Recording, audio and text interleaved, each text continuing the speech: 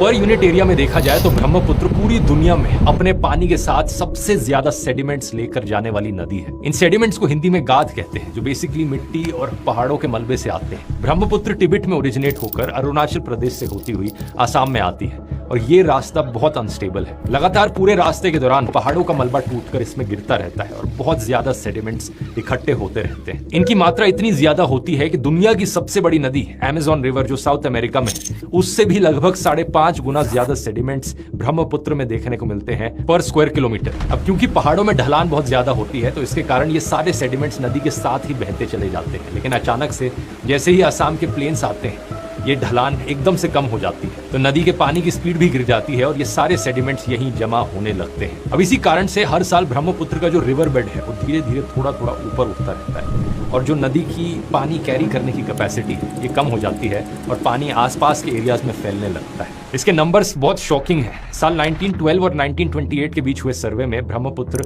3870 square kilometre में फैली हुई थी, लेकिन 2006 तक आते आते यही एरिया 6000 स्क्वायर किलोमीटर हो चुका था। कई जगहों पर तो ब्रह्मपुत्र नदी की चौड़ाई 15 किलोमीटर तक बढ़ चुकी है और ये कोई नई चीज नहीं है। ये सिलसिला सदियों से धीरे धीरे चलता आ रहा था और फिर 15 अगस्त 1950 को आसाम में एक 8.6 मैग्नीट्यूड का अर्थक्वेक आता है।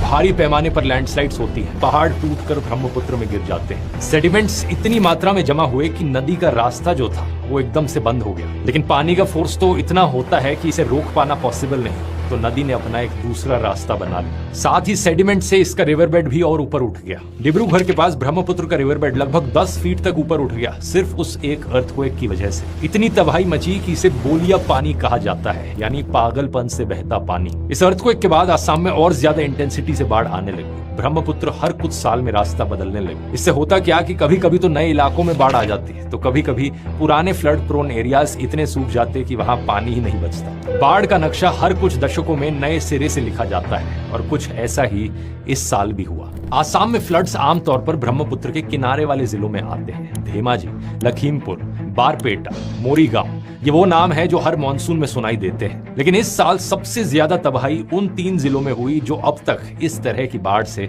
अछूत रहे थे। चराईदेव, जोरहाट और शिव सागर।